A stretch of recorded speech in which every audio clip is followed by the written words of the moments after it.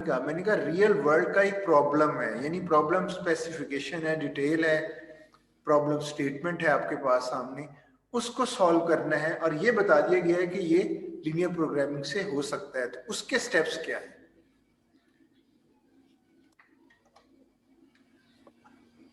जी, ये बताना चाहिए वैसे आप लोगों को। सर उसमें हम वो एलपी मॉडल पहले क्रिएट करेंगे, उसके अंदर चेक करेंगे कि उसकी कंस्ट्रेंट्स वगैरह क्या है, सब कुछ देखेंगे, फिर उसका एक मॉडल बनाएंगे, फिर उसके बाद उसको सारा करेंगे। इसके ना बिल्कुल ठीक कह रहे हैं कि 2 स्टेप्स होंगे। सबसे पहले उस प्रॉब्लम स्टेटमेंट को हमने मैथमेटिकल मॉडल में कन्वर्ट करना है, यानी लीनियर एलपी मॉडल बनाना है उसका। तो सबसे पहले स्टेप 1 में एलपी मॉडल बनाएंगे, फिर स्टेप 2 में उसको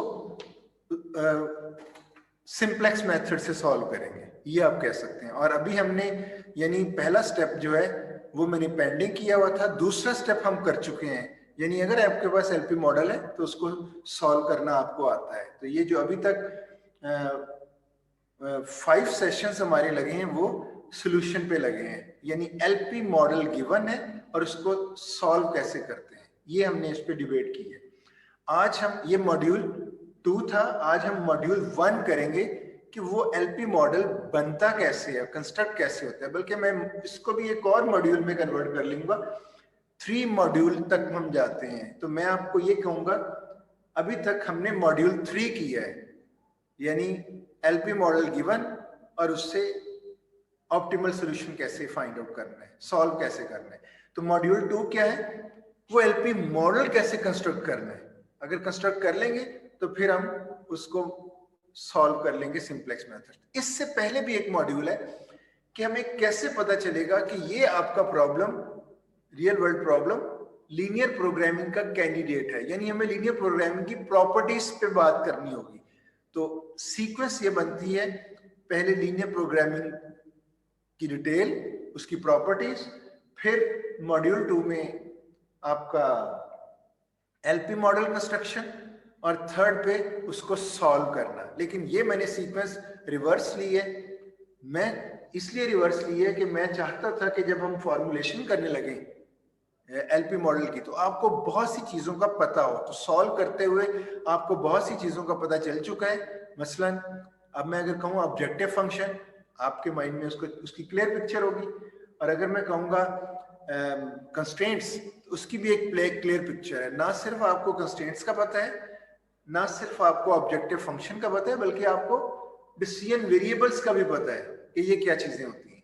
तो मैं चाहता था ये टर्मिनोलॉजी आप इससे फेमिलियर हो जाए, तो जब मैं फॉर्मुलेशन करने लगूं तो आपको इन टर्म्स का पता है, तो आप ज्यादा कंफर्टेबल होंगे।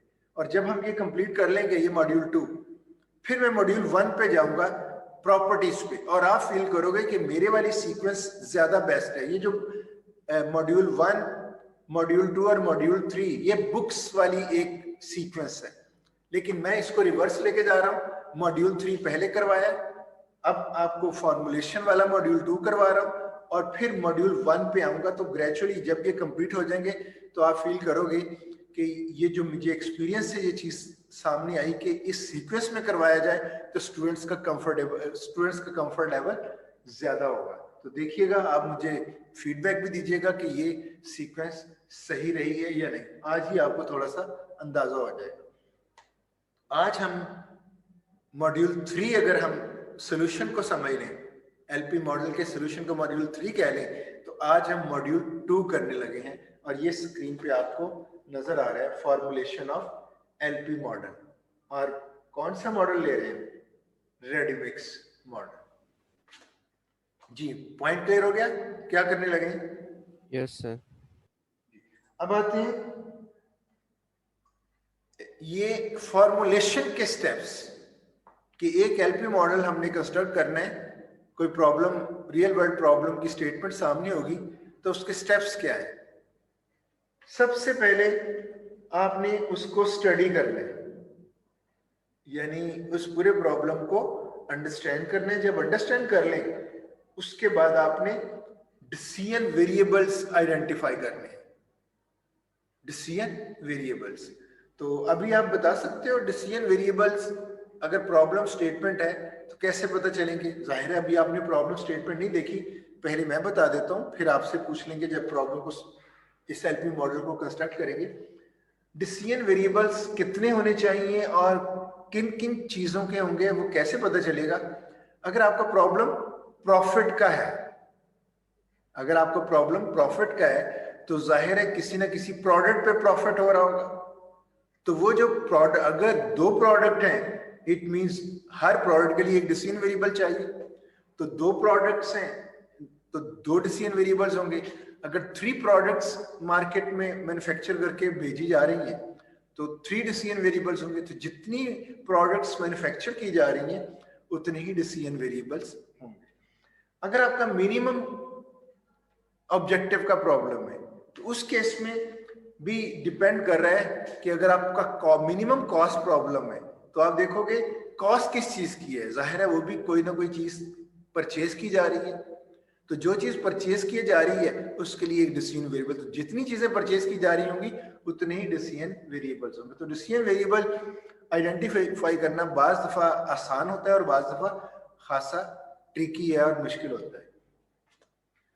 अब आपके पास डिसीजन वेरिएबल्स अगर आप देख लेते हो कि इतने डिसीजन वेरिएबल्स हैं और ये प्रोडक्ट्स हैं, अगला स्टेप क्या होगा? सेकंड स्टेप है फॉर्मुलेट द ऑब्जेक्टिव फंक्शन। आपने ऑब्जेक्टिव फंक्शन बनाना है। ऑब्जेक्टिव फंक्शन बनाने के बाद क्या करोगे? आपने कंस्ट्रेंट्स फॉर्मुलेट करनी है। और थर्ड पे non negativity restrictions. Non negativity restriction जरा सिंपल है, पहले ये समझ लें। अगर आपके पास दो डिसीजन वेरिएबल्स है x1 और x2, तो लास्ट जो फोर्थ स्टेप है ऐड नॉन नेगेटिविटी रिस्ट्रिक्शन, उसका मतलब है आपने एक एक्स्ट्रा लाइन लिख देनी है कि ये वेरिएबल्स पॉजिटिव होनी चाहिए। देखें आप दो वेरिएबल है तो इसमें एक ऐड कर दोगे x1 x2 greater than equal to 0। अगर 3 वेरिएबल है x1 x2 x3 greater than equal to 0 means वो वेरिएबल्स पॉजिटिव होने चाहिए, नेगेटिव नहीं हो सकते। ये तो था स्टेप 4। तो इसका मतलब है 3 स्टेप्स ही रह गए। 4th स्टेप तो बड़ा सिंपल है, एक कंस्ट्रेंट एक्स्ट्रा ऐड कर देनी है कि सारे variables greater than equal to 0 होने चाहिए।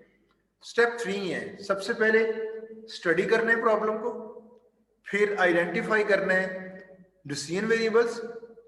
तो स्टेप 2 में क्या आ जाएगा? ऑब्जेक्टिव फंक्शन कंस्ट्रक्ट करना है।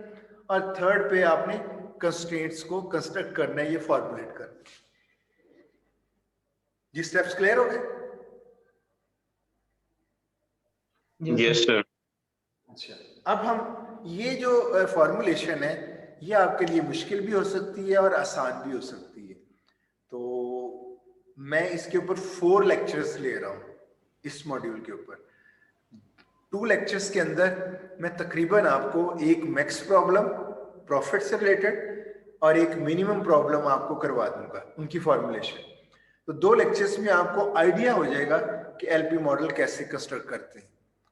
रिमेनिंग 1 और 2 लेक्चर्स में मैं आपको ये दिखाऊंगा कि लोगों ने किन किन एरियाज में काम किया हुआ है। वो दिखाने का एडवांटेज ये होगा, आपको मोटिवेट करना जरूरी है कि आप मैथमेटिक्स के सब्जेक्ट पढ़ते हो और पढ़ने के बाद दीवार पे फेंक देते हो। तो मैंने आपसे कहा था कि ये सब्जेक्ट ऐसा नहीं है, इसको पढ़ने के बाद, सीखने के बाद आप अपनी रियल लाइफ में अप्लाई भी कर सकते हो। तो इसलिए मैं आपको मोटिवेट करने के लिए लोगों ने जिन जिन एरियाज में काम किया हुआ है तो एक प्रॉब्लम का सेट दिखाऊंगा कि उन्होंने उनको कैसे मॉडल किया है। आपको एक आध असाइनमेंट भी आ जाएगी। तो मेरे ख्याल में 3 to 4 लेक्चर्स मैं इसके ऊपर लगाऊंगा ताकि आपको एलपी मॉडल कंस्ट्रक्शन आपके लिए इजी हो जाए और जो जो इश्यूज आ सकते हैं वो इश्यूज एड्रेस हो जाए। जी स्टार्ट करते हैं। गिवन आपके पास है ये प्रॉब्लम स्टेटमेंट। इस प्रॉब्लम स्टेटमेंट, ये रियल वर्ल्ड एक प्रॉब्लम समझ लें। सबसे पहला स्टेप क्या है? Decision variables. सो सॉल्यूशन को रीड करके डिसीजन वेरिएबल्स फाइंड करना है। अभी आपने इस प्रॉब्लम को अंडरस्टैंड करना है, स्टडी करना है, स्टडी अंडरस्टैंड, फिर डिसीजन वेरिएबल्स आपने। तो जरा स्टडी करते हैं पहले इसकी। रेडीमिक्स असल में एक कंपनी का नाम है, produces both interior and exterior paints from two raw materials M1 and M2। यानी वो दो पेंट्स बना रही है, इंटीरियर और एक्सटीरियर पेंट। आपको पता होता है इंटीरियर पेंट और एक्सटीरियर में क्या फर्क है? एक्सटीरियर जरा थोड़ा सा ज्यादा इफेक्टिव होना चाहिए, बारिश वगैरह और इस तरह की चीजों को भी वो बर्दाश्त कर सके। खैर, इंटीरियर और एक्सटीरियर पेंट बन रहे हैं और ये इंटीरियर और एक्सटीरियर पेंट में दो रॉ मटेरियल यूज हो रहे हैं, M1 और M2। और ये टेबल उनकी कंपोजिशन बता रहा है कि वो M1 और M2 किस रेशियो से एक्सटीरियर और इंटीरियर पेंट में यूज हो रहे हैं। तो ये टेबल को अंडरस्टैंड करना ये बहुत जरूरी है। तो जरा इसको रीड करते हैं। ये है रॉ मटेरियल M1। इस रो में एक खास इंफॉर्मेशन पड़ी है जिसको आपने अंडरस्टैंड करना है, और दूसरी रो में भी आपने देखना है कि रो वाइज इसका क्या मतलब है। कॉलम वाइज भी देख सकते हैं वो, कि उसका इतना हमें फायदा नहीं होगा, तो कॉलम वाइज भी इसको देखा जा सकता है, रो वाइज भी। इस प्रॉब्लम में तो हम रो वाइज देखेंगे, कुछ प्रॉब्लम्स में हमें कॉलम वाइज देख के इंफॉर्मेशन मिलेगी। ये आप पे डिपेंड कर रहा है कि आपने एलपी मॉडल के जो लेक्चर हो रहा है, आपकी अंडरस्टैंडिंग किस लेवल पे, आपको कैसे पता चलेगा कि आपकी इंफॉर्मेशन रो में पड़ी हुई है या कॉलम में पड़ी हुई है। ये प्रॉब्लम को स्टडी करने पे आपको पता चलेगा। ये वेरी करता है प्रॉब्लम टू प्रॉब्लम। इस प्रॉब्लम में वो इंफॉर्मेशन रो में पड़ी हुई है, लेकिन कुछ प्रॉब्लम में इंफॉर्मेशन अगर टेबल में इंफॉर्मेशन दी हुई हो तो जरूरी नहीं है वो रो में हो, कॉलम से भी आपको ये इंफॉर्मेशन मिल सकती है। ये प्रैक्टिस आपको बताएगी कि इंफॉर्मेशन आपकी कहाँ पड़ी हुई है। खैर, इस रो को अंडरस्टैंड करते हैं ये क्या कह रहे हैं। ये है रॉ मटेरियल M1 से रिलेटेड रो। ये 24 लिखा हुआ है। हेडिंग क्या है? Maximum daily availability.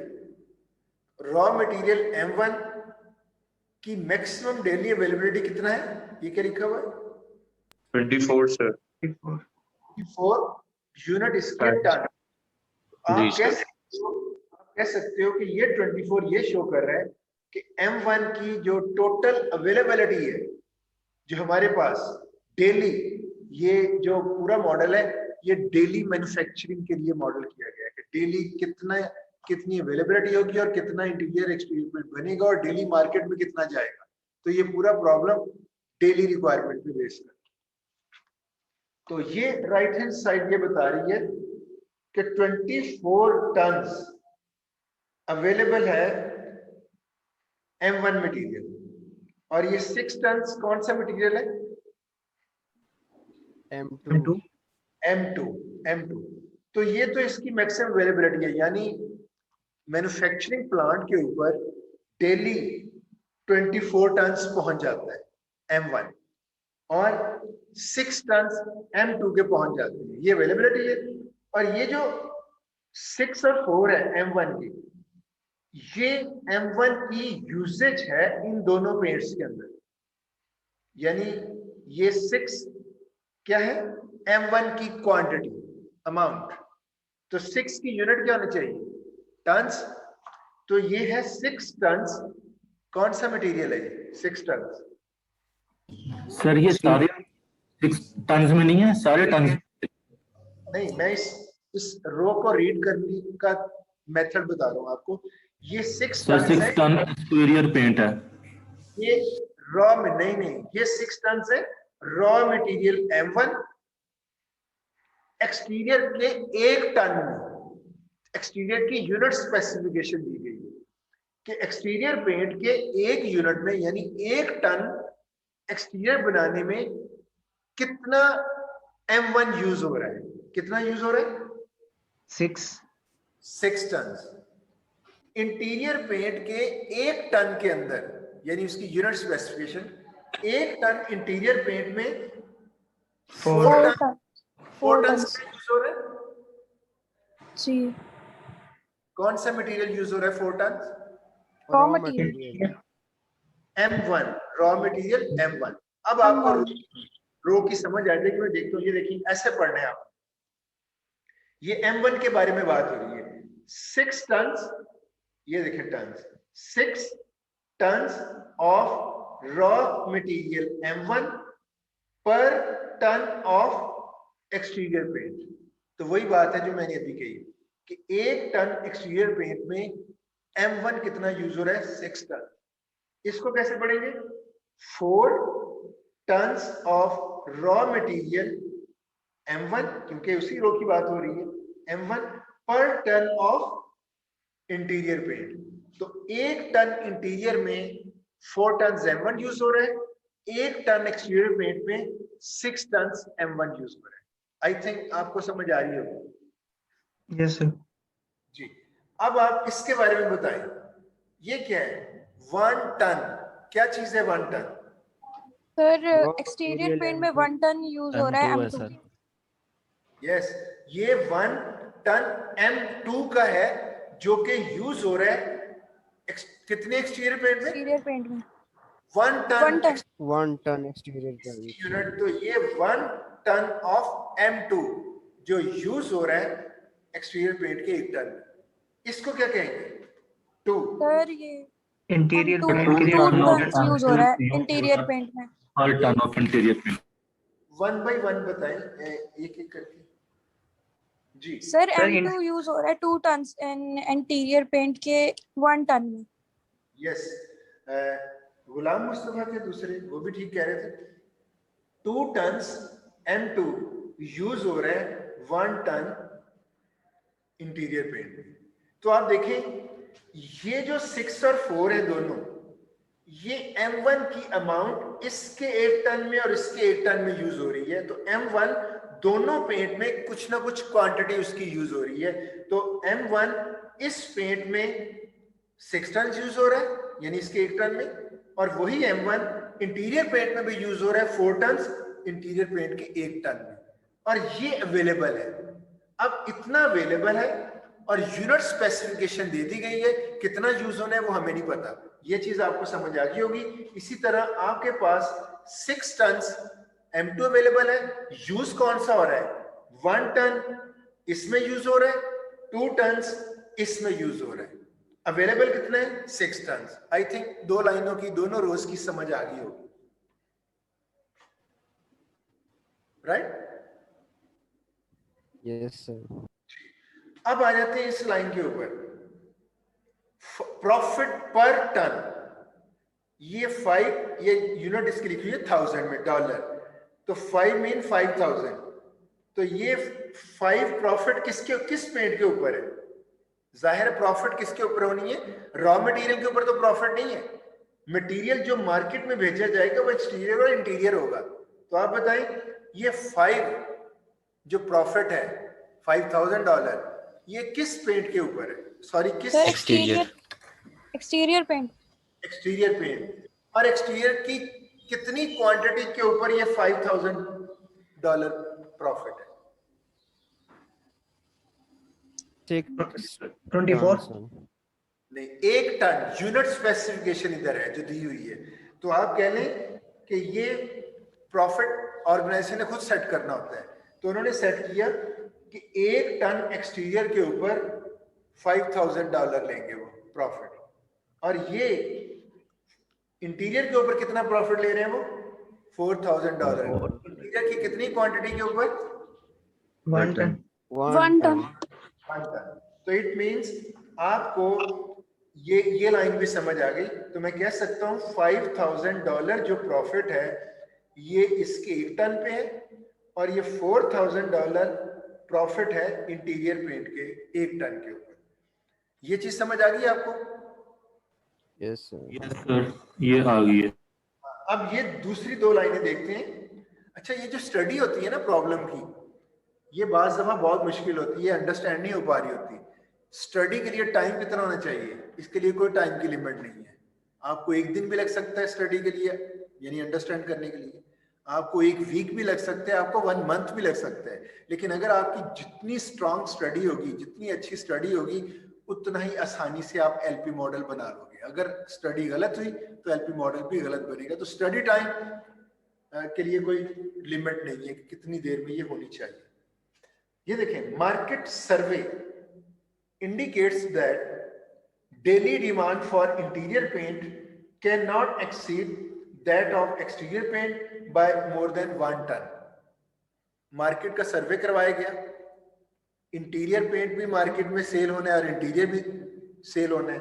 तो ये डिमांड क्या कह रही है, जो एक्चुअल देखने में आया कि जो इंटीरियर पेंट है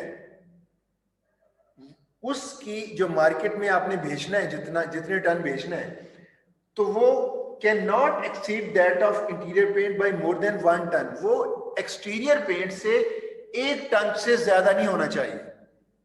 ये मतलब है, मतलब क्या, अगर सपोज कर ले इंटीरियर पेंट 3 टन मार्केट में डेली उसकी डिमांड है, तो एक्सटीरियर पेंट कितना होगा?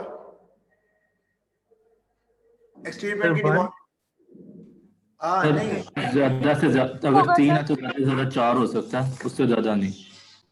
उन दोनों का डिफरेंस ले लें, आपको पता चल जाएगा। इंटीरियर पेंट को, उसकी क्वांटिटी को माइनस करें एक्सटीरियर से, तो एक्सेसिव अमाउंट आ जाएगी इंटीरियर पेंट की। फॉलो कर रहे? फॉलो कर रहे? सर ये दोबारा Yes, समझा sir. दें। चलें, अभी जब मॉडल बनाएंगे उस वक्त डिस्कस कर लेते हैं। अभी ये समझ लें, वो ये कहा जा रहा है कि इंटीरियर पेंट की जो क्वांटिटी है, जो मार्केट डिमांड है, कि वो एक्सीड नहीं होनी चाहिए एक्सटीरियर पेंट से 1 टन से ज्यादा। मतलब सिंपल वर्ड्स में इसकी मीनिंग ये बनती है कि अगर 3 टन इंटीरियर पेंट की डिमांड है तो एक्सटीरियर पेंट की डिमांड 2 टन होगी। क्यों? दोनों में इंटीरियर की जो एक्सेसिव अमाउंट है वो 1 टन से ज्यादा नहीं होनी चाहिए, कम हो सकती है। मतलब ये भी हो सकता है कि 2.5 आपका एक्सटीरियर पेंट हो और इंटीरियर पेंट हो 3 टन। खैर ये दोनों बातें आगे जाके हो जाएंगी, अभी परेशान नहीं हो, अभी मैं इसको यहीं पे छोड़ता हूं। दूसरी लास्ट पॉइंट क्या कह रहे हैं? Maximum daily demand of interior paint is 2 ton. तो ये भी बता रहे हैं कि इंटीरियर पेंट मार्केट में जो कंज्यूम हो रहा है डेली, क्योंकि ये प्रॉब्लम है डेली के लिए मॉडल हुआ है, तो 2 टन से ज्यादा मार्केट में कंज्यूम नहीं हो सकता। अगर आप 4 टन मार्केट में भेज देंगे, डेली 2 टन है, 2 टन सेव हो जाएगा, अगले दिन फिर भेजेंगे तो अजीब सी सिचुएशन हो जाएगी। तो आपको पता है कि मार्केट डिमांड सर्वे करवाने में ये पता चला था कि डेली जो आपका इंटीरियर पेंट है वो 2 टन से ज्यादा नहीं होना चाहिए। ये चीज समझ आ गई?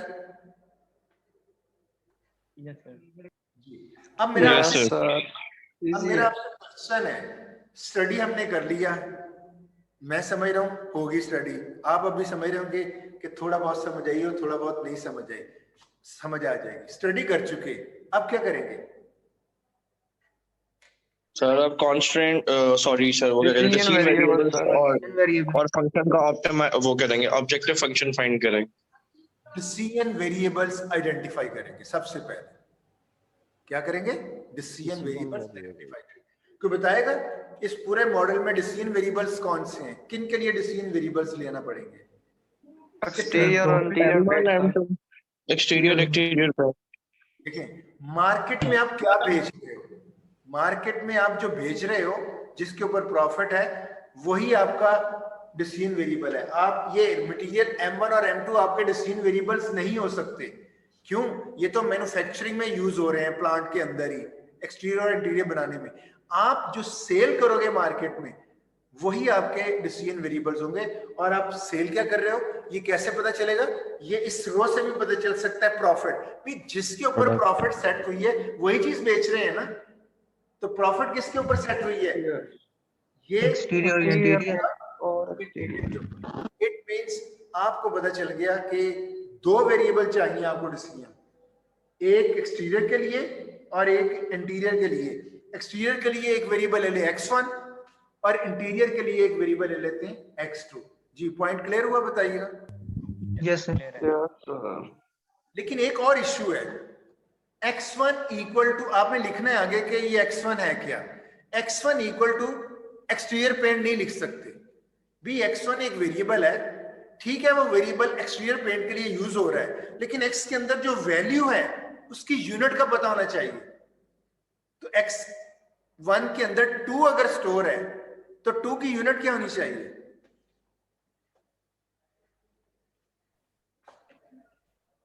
इस पूरे प्रॉब्लम में यूनिट कौन सी चल रही है? Ton sir, ton tons tons sir, tons हो टन्स है सर। और आपको पता है 1 टन में कितने केजी होते हैं? सर 1000। 1000 के, बिल्कुल ठीक है। तो मैं कैसे लिखूं? x1 इक्वल टू क्या लिखूं इसको? मुझे साथ बताना पड़ेगा कि x1 है क्या। x1 के अंदर जो वैल्यू है वो वैल्यू है रिलेटेड टू एक्सटीरियर पेंट, और वो वैल्यू क्या है? उसकी यूनिट है टन्स में। इसी तरह x2 किसके लिए वेरिएबल यूज होगा? इंटीरियर पेंट के लिए, और उसके अंदर वैल्यू क्या होगी? टन्स में, एक्सटीरियर इंटीरियर पेंट का टन्स। तो देखें नेक्स्ट पहले स्टेप को, x1 इक्वल टू टन्स, मतलब जो भी इसके अंदर वैल्यू होगी, मतलब 2 है तो 2 tons produce daily of exterior paint. x2, आपको x1 और x2 के साथ यूनिट भी साथ बतानी है, ना सिर्फ ये बताना है ये किसके लिए वेरिएबल है। एक्चुअल में x1 है अमाउंट, x1 यूज हो रहा है amount of exterior paint in tons, और x2 किस लिए यूज हो रहा है? ये है amount in tons of interior paint. Point clear हो मैं क्या कहना चाह रहा हूं? मैं कहना चाह रहा हूं सर। जी जी सर एक क्वेश्चन था सर, ये टन्स और यूनिट के लिए रिलेटेड सर अगर ये यूनिट से हमारा वो छोटा हो, सेंटीमीटर हो, तो हम उससे अंदाजा लगा सकते हैं कि इसमें प्रॉफिट जो मैक्सिमम या मिनिमम का ये यूनिट से रिलेटेड होगा? नहीं, अभी आप कुछ भी नहीं कोई अंदाजा नहीं लगा सकते। अभी तो ना तो ऑब्जेक्टिव फंक्शन की शक्ल बनी है, ना कंस्ट्रेंट्स की, आप नहीं गैस कर सकते।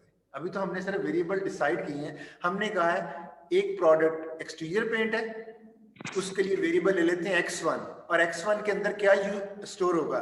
x1 के अंदर क्वांटिटी होगी एक्सटीरियर पेंट की, किस यूनिट में? टन्स में। एक वेरिएबल x2 है, ये किसके लिए यूज करेंगे? इंटीरियर पेंट के लिए। और x2 के अंदर क्या चीज होगी? Interior paint. x2 के अंदर इंटीरियर पेंट की क्वांटिटी होगी। जी बताइएगा, पॉइंट क्लियर हुआ? Okay sir. यस सर, बहुत अच्छा समझा रहे हैं आप जी। अच्छा, थैंक यू वेरी मच। मुझे आज पहली दफा पता चला, मैं अच्छा समझाता हूं। रियली सर, ये मेरा सर फेवरेट बाकी नहीं सर बाकी अच्छा समझा रहे हैं। मेरा फेवरेट सब्जेक्ट बनता जा रहा है सर, रियली सर। सर जी आपका मेथड सर जी, कर रहा हूं। सर जी जब आपका मेथड है ना सर जी, वो हमें बोर नहीं होने देता। बेसिकली बात अमेजिंग मेथड है सर, अमेजिंग मेथड है रियली सर। ये बात सुने, ये खुशामद का लेक्चर नहीं है, हम फोकस करते हैं अपने लेक्चर के ऊपर। आपको समझ आ रही है तो मेरे लिए अच्छी बात है, ठीक है, वेरी गुड। मेरे लिए एक बात है, अगर आपको समझ आ रही है उसका मतलब पता क्या होता है? आप ब्रिलियंट स्टूडेंट हैं। समझ गए? यानी अगर समझ आ रही है तो उसका एज आपको जाता है कि आप बहुत अच्छे स्टूडेंट हैं, आपको समझ आ रही है। और अगर आपको समझ नहीं आ रही, उसका ये मतलब है मैं समझा नहीं पा रहा। तो दोनों सूरतों में आपको ही एज जाता है। अगर समझ आ रही है तो आप बहुत अच्छे स्टूडेंट्स हैं, आप जल्दी पिक कर गए हैं। और अगर आपको समझ नहीं आ रही तो वो मेरा कसूर है कि मैं आपको समझा नहीं पा रहा। मेरे ख्याल में आपको ये एक सेंटेंस की समझ आ गई होगी मैं क्या कहना चाह रहा हूँ। जी सर, जी सर। इसमें मैं कहीं पे भी एग्जिस्ट नहीं कर रहा कि मैं अच्छा पढ़ा रहा हूँ, ठीक है ना? समझ आ रही है आपको? जी नेक्स्ट चलते हैं, मेरे ख्याल में समझ आ गई होगी आपको। अच्छा, अब आ जाते हैं कि हमें डिसीजन वेरिएबल्स हम आइडेंटिफाई कर लिए। नेक्स्ट क्या होगा? आपसे पूछना चाहिए सर, नेक्स्ट स्टेप क्या है? ऑब्जेक्टिव मॉडल सर बनाना है। Yes sir, model objective function आपने बनाना है। ऑब्जेक्टिव फंक्शन यानी प्रॉफिट से रिलेटेड जो काम है, जरा देखिएगा, ये लाइन हमें हेल्प करेगी। तो एक एक्सटीरियर पेंट का 1 टन पे कितना प्रॉफिट है सर? 5000। 5। और एक्सटीरियर पेंट बनेगा कितना सर? 2 ton daily. अभी तक हमें नहीं पता ये कितना मैन्युफैक्चर करना है। क्यों? उसमें मटेरियल की कंस्ट्रेंट्स आनी है, मार्केट डिमांड्स आनी है। उन सब चीजों को देखते हुए हमने डिसाइड करना है ये कितना बनेगा, लेकिन इतना जरूर हमें पता है जो भी बनेगा वो x1 होगा, नाम उसका रख दिया ना x1। अब एक एग्जांपल लें, सर ये थोड़ी सी मिस्टेक है, x2 equal to quantity of interior paint आना चाहिए था, इधर भी एक्सटीरियर पेंट लिखा हुआ है। कहाँ पे लिखा हुआ है? सर ये x1 is equal to quantity of exterior paint, sir नीचे, सर प्रॉफिट से नीचे जो आपने लिखा हुआ है। सर आगे ही जिधर, यस सर, सर X1 आगे X2 आगे सर आगे ही सर, उसी नेक्स्ट स्लाइड पे में सर, ये यहाँ पर, यस सर, ये क्या लिखा हुआ है? X1 x2 और इज X2 इक्वल की टू, जगह। x1 तो भी मैंने लिखे, नजर ही नहीं आ रहा x1 कहाँ से आ गया। अच्छा ये सर यहाँ पे नजर आ, जी सर ये है x1 quantity of exterior paint, x2 quantity, अच्छा ये गलत, ठीक है, थैंक यू। मैं ऐसे में ना पार्टिसिपेंट लिस्ट थी, उसके आगे बॉक्स था, आपको नहीं नजर आ रहा, ये बनेगा, ठीक हो गया? जी सर। क्यों? वही मैंने कहा, इंटेलिजेंट आप ही हैं, हम तो एक कोशिश कर रहे हैं। अच्छा मैं बात कर रहा था, 1 टन के ऊपर प्रॉफिट कितना है? 5। देखें, profit on 1 ton of exterior paint क्या है? 5 लिखेंगे, 1000 की फिगर हम नहीं लेंगे, माइंड में रहेगा ये 1000 नहीं है। आगे क्या लिखें? कितने पे प्रॉफिट आपने देखना है, कितने टन पे आपने एक्सटीरियर पेंट की प्रॉफिट, आपने जनरल फार्मूला बनाना है। ये ऐसी है, मैं छोटी सी एग्जांपल देता हूं। मैं कहता हूं आप एक ऑरेंज की प्राइस है 5 रुपीज, एक ऑरेंज की प्राइस है 5 रुपीज, 7 ऑरेंजेस की कितनी प्राइस होगी? 35। आप असल में 5 को मल्टीप्लाई करेंगे उस 7 के साथ, यही फॉर्मूला बनता है ना? यस तो आप कहेंगे 5 multiply bye 7 equal to 35।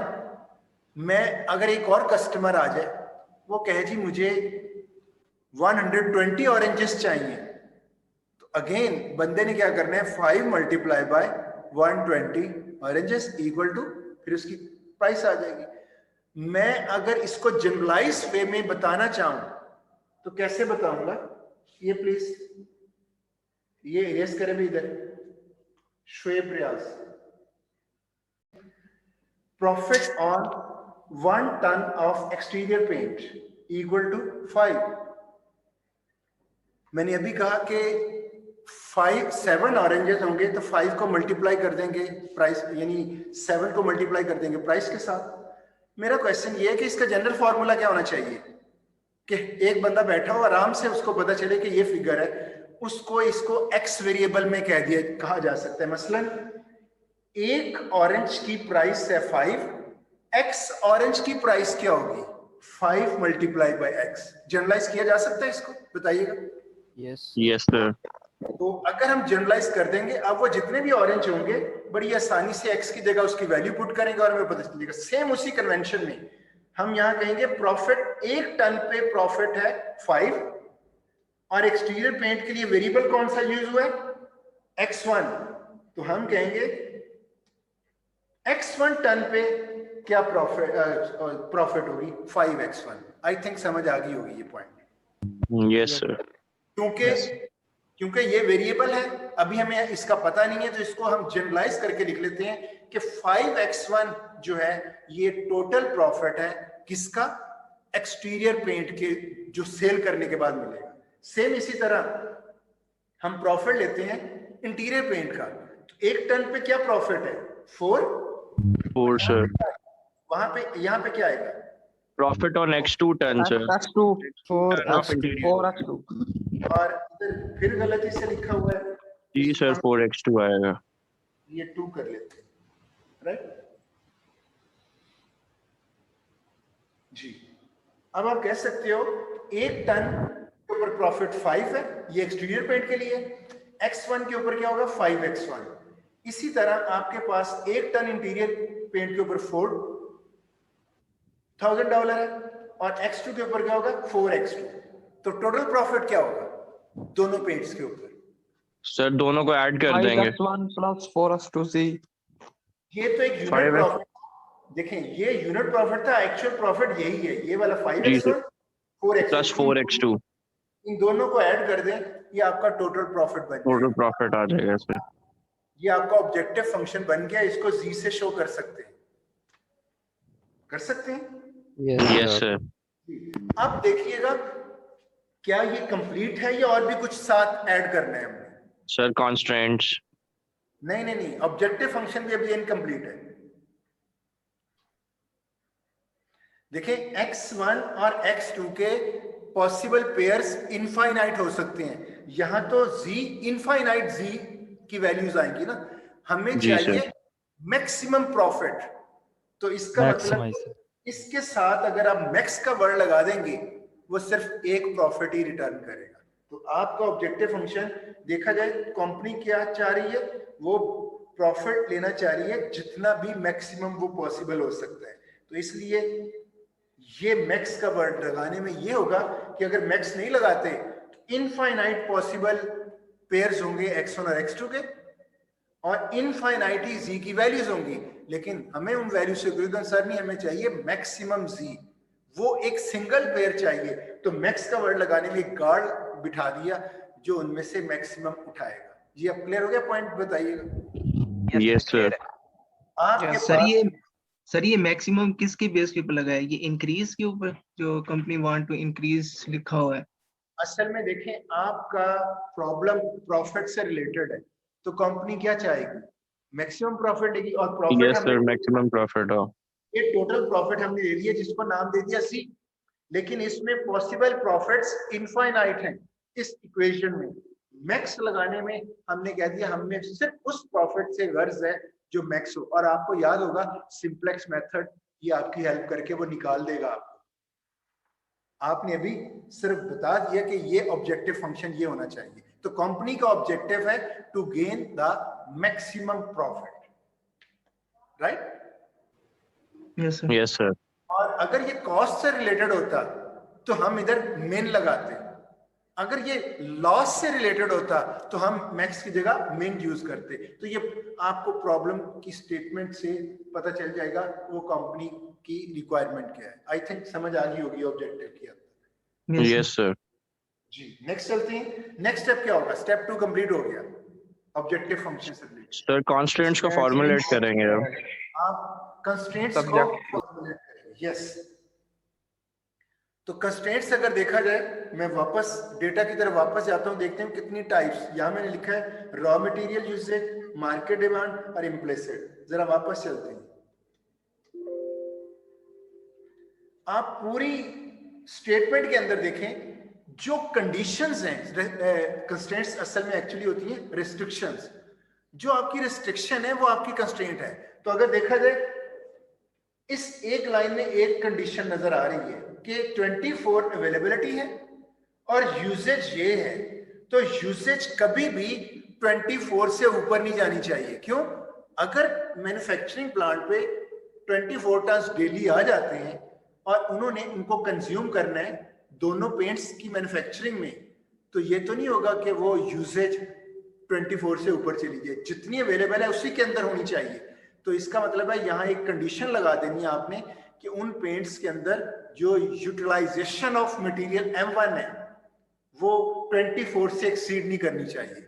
Follow कर रहे हैं पॉइंट को? Yes sir. तो इसका मतलब है ये एक कंडीशन है जो मीट करनी चाहिए। एक तो कंस्ट्रेंट ये होगी, दूसरी कंस्ट्रेंट आपकी ये रॉ मटेरियल M2 के बारे में होगी कि 6 टन अवेलेबिलिटी है, ये यूसेज है और यूसेज इससे ज्यादा नहीं होनी चाहिए। तो दो कंस्ट्रेंट्स तो आपको ये होगी। ये प्रॉफिट का कंस्ट्रेंट नहीं है बल्कि प्रॉफिट तो ऑब्जेक्टिव फंक्शन था। Objective function, yes sir. ये एक कंस्ट्रेंट और आ गई कि मार्केट सर्वे क्या शो कर रहे हैं कि डेली डिमांड जो इंटीरियर पेंट की है वो ज्यादा नहीं होनी चाहिए एक्सटीरियर पेंट से बाय मोर देन 1 टन। तो ये कंडीशन हमें इंपोज करनी है रेस्ट्रिक्शन की फॉर्म में, कंस्ट्रेंट की फॉर्म में। एक आपके पास ये भी कंडीशन आ गई, मैक्सिमम डेली डिमांड जो इंटीरियर पेंट की है वो 2 टन होनी चाहिए, 2 टन से ज्यादा नहीं होनी चाहिए। तो अगर आप देख लें कि अगर आपने कंस्ट्रेंट्स को देखना हो पूरे डेटा के अंदर ऑब्जेक्टिव फंक्शन का जो डेटा है उसको छोड़ के जो भी होगा सेक्शन वो कंडीशंस का ही होगा, रेस्ट्रिक्शंस का ही होगा और कंस्ट्रेंट्स का भी होगा। फॉलो करें पॉइंट को? Yes sir. और ये देखें वो जो बता रही थी कि ऑब्जेक्टिव मैक्स है, यानी रेडी मैक्स क्या चाह रही है, wants to determine the optimum product mix of interior and exterior paints that maximizes the total daily profit. तो ये ऑब्जेक्टिव था इसका, समझ आ रही है आपको? Yes sir. तो अब हम चलते हैं, जैसे ऑब्जेक्टिव फंक्शन हमारा बन गया स्टेप 3 पे, तो आपने देखा रॉ मटेरियल यूसेज है, मार्केट डिमांड है, दो ही टाइप्स हैं। हाँ, ये और बात है कि रॉ मटेरियल यूसेज में दो कंस्ट्रेंट्स बन रही हैं, दो टाइप के रॉ मटेरियल है, एक M1 और एक M2, तो दो कंस्ट्रेंट्स इससे निकलेंगे और मार्केट डिमांड भी दो ही है, तो दो इधर से निकलेंगे। इंप्रेसिव कंस्ट्रेंट क्या होती है, वो जितने वेरिएबल्स हैं लास्ट पे सिर्फ यही लिख देना है कि ये वेरिएबल्स नॉन नेगेटिव होनी चाहिए, यानी पॉजिटिव। तो इसको तो कंसिडर करने की इसको इतना टाइम देने की जरूरत नहीं है। तो देखें, ए पार्ट में दो कंस्ट्रेंट और बी पार्ट में भी दो कंस्ट्रेंट निकलेंगे जी। रॉ मटेरियल यूसेज की, usage of raw material M1 देखते हैं। मुझे ये बताएं, एक तो है usage of raw material M1 दोनों पेंट्स में यूज हो रहा है, ये यूसेज डेली अवेलेबिलिटी से ज्यादा होनी चाहिए या लेस देन होनी चाहिए? Sir less than equal to. Less than equal to, it means right side पे आप लिखते हैं maximum availability of raw material M1, ये अवेलेबल है M1 और ये यूजेज है M1 की, और इनमें लेस देन इक्वल टू होनी चाहिए, या तो सारा का सारा कंज्यूम हो जाए या कुछ ना कुछ बच जाए, तो लेस देन इक्वल टू होगी। जरा बनाते हैं, ये डेटा हमें हेल्प करेगा। M1 इस रो से एक कंस्ट्रेंट निकलेगी, एक टन में कितना यूज हो रहा है M1? 6 सर। एक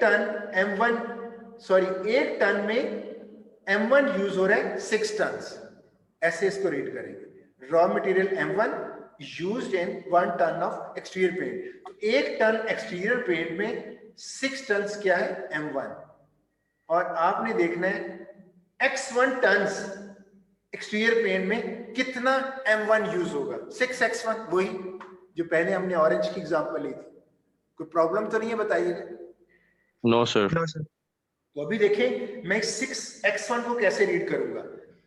एक टन में 6 यूज हो रहा है और 6x1, अगर मैं आपसे कहूं 6x1 क्या है, आप कह सकते हो ये M1 की क्वांटिटी है, M1 की, जो कि किस में यूज हो रही है?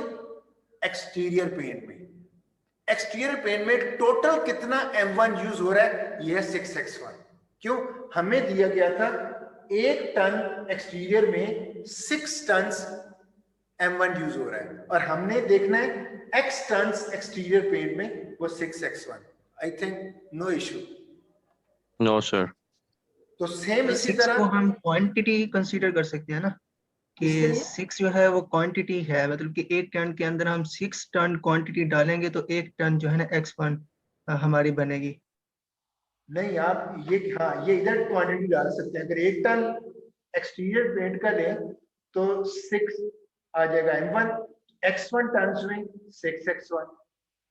चलिए नेक्स्ट देखते हैं, मेरे ख्याल में कोई इश्यू नहीं है, राइट? No sir. अब आपको ये 6 का पता चल गया, 6x1 आपका इसमें यूज हो रहा है, ये 4 अभी बाकी है। एक टन इंटीरियर पेंट में M1, अभी M1 की बात ही हो रही है, M1 से लेकर, तो 6 इधर हो गया, 4 की बात हो रही है, तो एक टन इंटीरियर में कितना यूज हो रहा है? 4 टन। 4 टन। X2 टन्स, क्योंकि इंटीरियर पेंट के लिए वेरिएबल कौन सा था? X2, तो X2 टन्स में कितना यूज होगा? 4x2। 4x2। आप कह सकते हो M1 इतना यूज हो रहा है एक्सटीरियर पेंट में और M1 इतना यूज हो रहा है इंटीरियर पेंट में, तो दोनों पेंट में कितना M1 यूज हो रहा है? Total M1 6x1 plus 4x, दोनों को ऐड कर दें। अब देखिए, आपके पास ये जो क्वांटिटी है, आप कह सकते हो ये टोटल M1 की यूजेज है दोनों पेंट्स के अंदर। Am I right? Yes. Yes sir. अगर हम अलग अलग देखें तो ये M1 की यूजेज है एक्सटीरियर एक्सटीरियर पेंट और ये M1 की यूजेज है इंटीरियर पेंट में, इंटीरियर पेंट। और दोनों पेंट्स में ये टोटल M1 की यूजेज है। और ये यूसेज किससे लेस होनी चाहिए? 24. 24 less than equal to 24 sir. Less than equal to 24. Yes, तो मैक्सिमम अवेलेबिलिटी M1 की 24 है। ये यूसेज है, यूसेज आप इधर लिख दें, ये अवेलेबिलिटी है, अवेलेबिलिटी इधर। मेरे ख्याल में समझ आ गई होगी। Yes sir. अगर हम इसका पोस्टमार्टम अभी करना चाहें, एक एक चीज को हम रीड कर सकते हैं। मैं आपसे कहूं ये 24 क्या है? Maximum availability. M1 की मैक्सिमम अवेलेबिलिटी। Yes sir. ये अकेला 6 क्या है? Sir ये M1 की exterior- क्वांटिटी है 1 टन में। Raw material. Exterior sir, 1 ton of exterior में ये 6 ton M1 हमारे पास यूज हो रहा है सर। Well done. ये 6 है, 6 टन M1 किसमें? जी सर, एक्सटीरियर एक पेंट में। एक टन। एक टन। ये 4 क्या है? सर ये ये 4 सर- M1 की 4 M1 की वैल्यू। ये M1 की क्वांटिटी है जो 1 टन इंटीरियर में यूज हो रही है। ये तो हो गया अलग। अब 6x1 क्या है? सर Raw ये material. जो X1 है सर, ये हमें टन रॉ मटेरियल जो कि X1 टन में यूज होगा एक्सटीरियर पेंट के। एक्सटीरियर पेंट में जितना M1 यूज हो रहा है वो 6x1 है, और ये इंटीरियर पेंट में जितना M1 यूज हो रहा है ये। और अगर मैं कहूं टोटल M1 कितना यूज हो रहा है दोनों पेंट्स में, तो ये दोनों का सामने है। और ये 24 से ज्यादा नहीं होना चाहिए। मेरे ख्याल में कंस्ट्रेंट की समझ आ गई होगी। सर इसका Yes, दोबारा sir. बता दें अवेलेबिलिटी का। देखें, ये 6 अकेले 6 की बात कर रहा हूं। एक्सटीरियर पेंट के 1 टन में 6 टन, ये 6 टन M1 की अमाउंट है, क्योंकि ये वेरिएबल एक्सटीरियर का है। तो 1 टन में 6 टन M1 यूज हो रहा है। X1 टन्स में कितना? 6x1। तो 6x1 M1 की वो टोटल अमाउंट है जो एक्सटीरियर पेंट में यूज हो रही है। एक्सटीरियर पेंट में यूज होने वाली M1 की टोटल अमाउंट ये 4 टन है M1 किसमें? 1 टन इंटीरियर पेंट के अंदर। और 4x2 क्या है? 4x2 टोटल M1 वो टोटल नहीं जो टोटल पड़ा हुआ है, यानी M1 जो इंटीरियर पेंट में यूज हो रहा है वो सारा कितना यूज हो रहा है? 4x2। ये तो हो गया M1 का कुछ पोर्शन एक्सटीरियर पेंट में यूज हो रहा है, ये M1 का कुछ पोर्शन इंटीरियर पेंट में यूज हो रहा है, और दोनों को ऐड करेंगे तो ये टोटल M1 की यूजेज है दोनों पेंट्स के अंदर। राइट? Okay sir. ये जब मैं टोटल इधर का वर्ड लेता हूं वो शायद कंफ्यूज कर रहा है कि मुझे इधर टोटल का वर्ड यूज नहीं करना चाहिए, इधर सिर्फ ये यूज करना चाहिए कि एक्सटीरियर पेंट में M1 कितना यूज हो रहा है, वो है 6x1। इंटीरियर पेंट में M1 कितना यूज हो रहा है? 4x2। और दोनों को ऐड करेंगे तो M1 टोटल जो है M1 वो इन दोनों में कितना यूज हो रहा है वो ये है, और वो होना चाहिए less than equal to 24।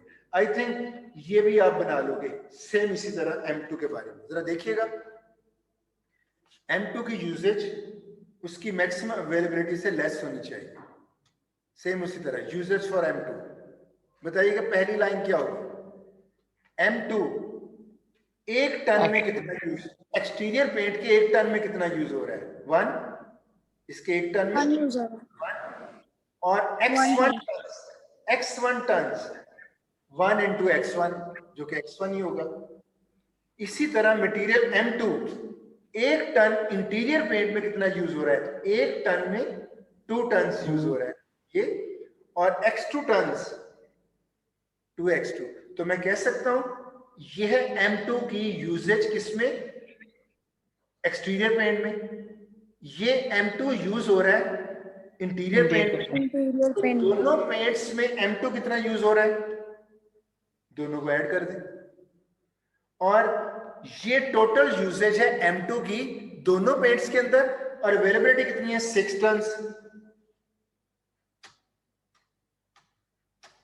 I think ये आप कह सकते हो कि M2 की यूसेज है और अवेलेबिलिटी है 6 और ये usage less than equal to होनी चाहिए 6। जी कोई इश्यू तो नहीं है? No sir.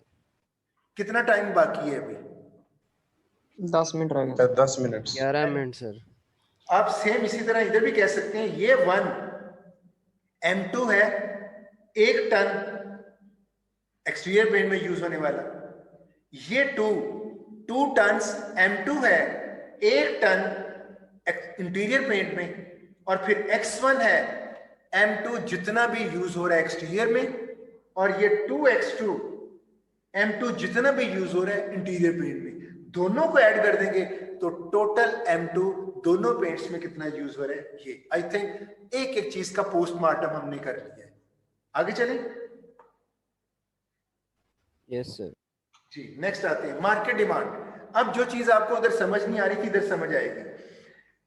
Daily demand for interior paint X2 can not exceed that of interior paint, जिसको X1 हमने कहा, बाई मोर देन 1 टन। कहा यह जा रहा है कि इंटीरियर पेंट जितना भी मार्केट डिमांड है उसकी, इंटीरियर एक्सटीरियर पेंट से उसकी मार्केट डिमांड ज्यादा है।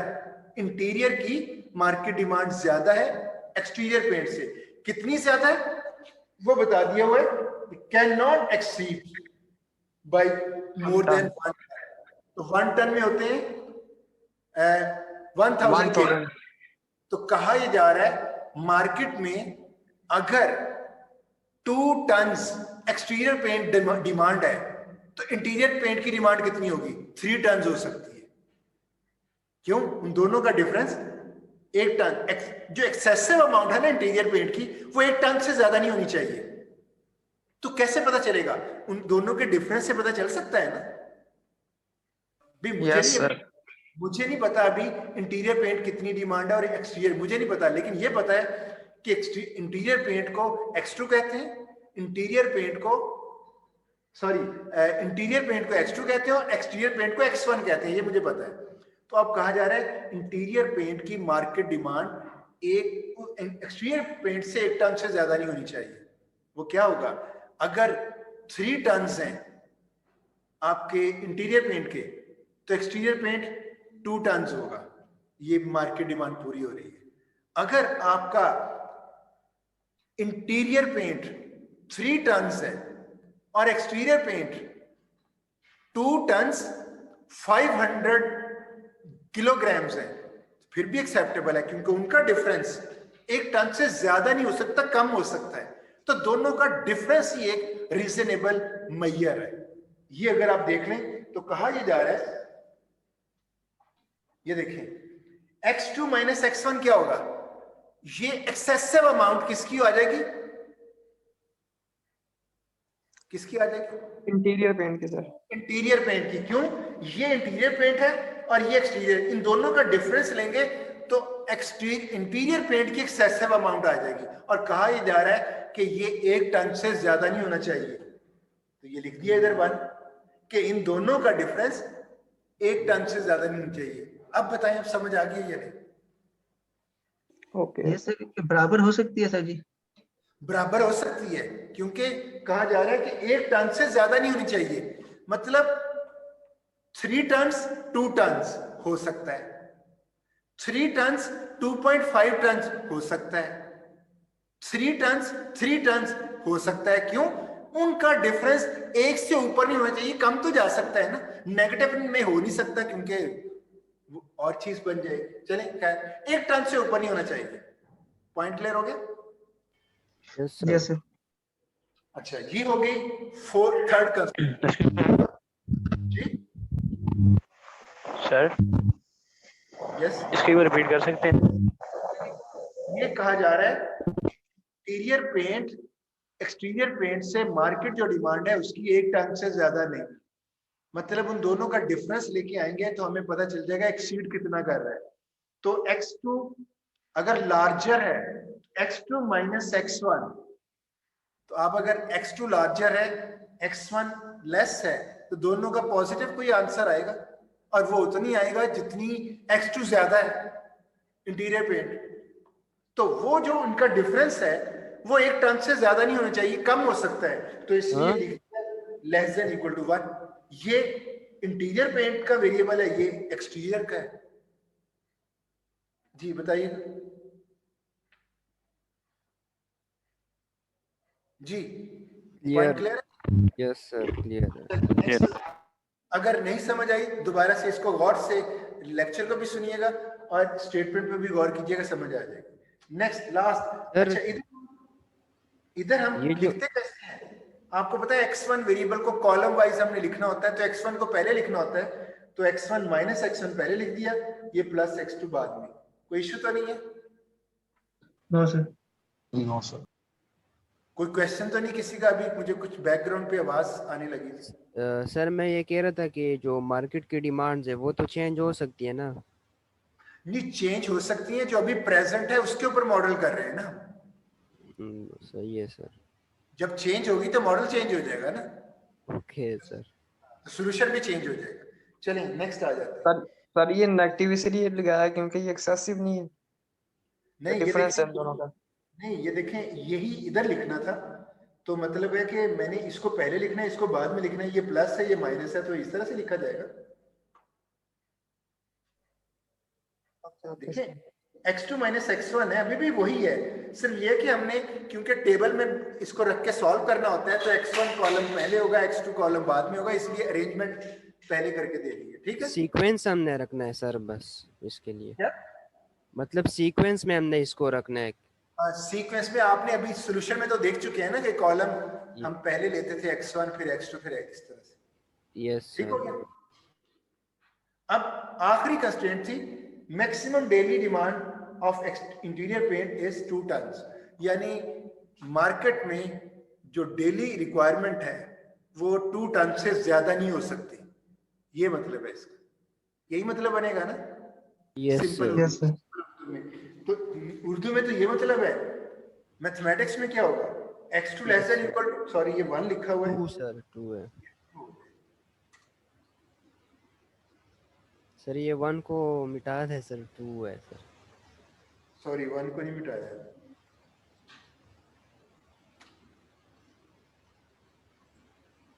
मिटाने का लफ्ज बड़ा अच्छा लगा मुझे। अच्छा चलें, थैंक यू सर। क्लियर हो गया पॉइंट? यानी x2 यस सर। 2 से ज्यादा नहीं होनी चाहिए, तो जहां भी मैक्सिमम का वर्ड आएगा लेस देन साइन यूज होगा। समझ आ गई इस चीज की? तो अब Yes. गौर करें आखिरी क्या टॉपिक रह गया था, इम्प्लिसिट कंस्ट्रेंट। 2 ही वेरिएबल है, दोनों पॉजिटिव होनी चाहिए। आपको मैंने बताया हुआ है लीनियर प्रोग्रामिंग में हो ही नहीं सकता कि वेरिएबल नेगेटिव हो, तो इम्प्लिसिट कंस्ट्रेंट का नाम दिया, ये आपका मॉडल कंप्लीट हो गया। देखिएगा गौर से, ऑब्जेक्टिव फंक्शन, ये कंस्ट्रेंट किससे रिलेटेड है? M1 M1 sir. ये M1 मटेरियल से मटेरियल 1, M2 से रिलेटेड, market demand 1, market demand market demand 2, और ये दोनों variables greater than equal to 0। I think आज का लेक्चर आपको समझ आया होगा। Yes yes sir. सर सिर्फ यहाँ तक ही Yes, लिखना sir. है। जी कुछ पूछना चाह रहे हैं कोई? मैं कह रहा था ये मॉडल सिर्फ यही बनाना, सिर्फ यहाँ तक ही। यही सबसे ज्यादा इंपॉर्टेंट था। अगर मॉडल ही सही ना बनेगा तो आप सॉल्यूशन कैसे दोगे? तो यही यानी 4-5 लाइनें ही इसका मॉडल है। हाँ, रियल लाइफ प्रॉब्लम में ऑब्जेक्टिव तो एक ही होगा, कंडीशंस 100 हो सकती हैं, 100 कंस्ट्रेंट्स बनानी पड़ सकती हैं। आपके क्वेश्चन का आंसर ये है। ठीक हो गया? Okay sir, well done. Component 2 ही होंगे, objective function plus set of constraints. Constraint very कर सकती है। जी क्या कहना चाह रहे हैं? कुछ पूछना चाह रहे हैं? सर जी मैं नहीं जनाजा पढ़ने, सर जी मैं जाऊं? बिल्कुल, आप जो भी लीव करना मैंने चाहते सर जी हैं। जनाजा पढ़ने जाना है, मैंने कहा मैं चला जाऊं अगर पॉसिबल है तो। मैं भी यही बात कर रहा हूँ। मैंने कहा जो जाना चाहते हैं चला जाए, लेक्चर कंप्लीट हो गया। सर अटेंडेंस तो सर जी अटेंडेंस सर जी वो हैंडल कर दे। अटेंडेंस जूम से हो जाएगी, जूम से ले लूंगा मैं। Fine sir. राइट, अगर कोई क्वेश्चन करना चाहते हैं तो मैं इधर अवेलेबल हूँ। टीचर ओके सर, अल्लाह हाफिज। जी, कोई क्वेश्चन पूछना चाह रहे हैं तो पूछ सकते हैं। सर ये आई थिंक सो ये हमने पहले किया हुआ है ना मॉडल ये वाला, क्या चीज? ये वाला मॉडल हाँ। हमने पहले किया हुआ है ना। ये ग्राफिकल मॉडल मेथड। ये मॉडल रेडीमिक्स मॉडल हमने सॉल्व भी किया हुआ है, आपको याद होगा। Yes. इसमें अभी चले वही बात कर लेते हैं। अभी कुछ जानना चाह रहे हैं जरा थोड़ी देर के लिए रुक जाए, जो चले गए वो कोई बात नहीं, जो नहीं गए जरा थोड़ी देर के लिए रुक जाए। हुआ क्या है मॉडल में, हमने इसको सॉल्व किया हुआ है सिंप्लेक्स मेथड से। आपको पता है x1 और x2 के वो पेयर सोल्यूशन होता है जो इन सारी कंस्ट्रेंट को सेटिस्फाई करे। यही कहा था ना मैंने आपको, जरा जल्दी से बताइए। Yes sir. आप बताएं x1 और x2 का एक पेयर है जो m1 की यूजेज को 100% सेटिस्फाई करता है, m2 की यूजेज भी इस कंडीशन के अंदर हो रही है, मार्केट डिमांड्स को भी फुलफिल कर रहा है, तो आपका बस सॉल्यूशन कैंडिडेट तो हो गया ना। लेकिन क्या ये ऑप्टिमल है? अभी नहीं सर। ऑप्टिमल का नहीं पता। तो कितने पॉसिबल पेयर्स हो सकते हैं x1 x2 का जो इन सारी कंडीशंस को, मार्केट डिमांड्स को भी सेटिस्फाई करते हैं और m1 और m2 की यूसेज को भी सेटिस्फाई करते हैं? कितने पॉसिबल सॉल्यूशंस हो सकते हैं? बेशुमार हो सकते हैं। इनफाइनाइट। और सिंप्लेक्स मेथड की ये ब्यूटी है जिसको मैंने सेंचुरी एल्गोरिथम कहा था कि वो खुद आपको वो पेयर तलाश करके देगा जिसमें ऑब्जेक्टिव मैक्सिमम होगा, आपको टेंशन लेने की जरूरत नहीं है। क्लियर है पॉइंट? यस। तो वो सॉल्व करके सिंप्लेक्स मेथड, तो इसका मतलब है सबसे ज्यादा आर्टिस्टिक वर्क वो इस मॉडल की कंस्ट्रक्शन का है। ये आर्टिस्टिक वर्क है, ये हो जाए तो आपका वो एक सिंप्लेक्स मेथड है, उसको रन करें, आपको ऑप्टिमल सॉल्यूशन दे देगा। आई थिंक समझ आ गई होगी आपको सिनेरियो की। ये सर समझ आ गया। अब हम लीव कर जाते हैं। आपका क्विज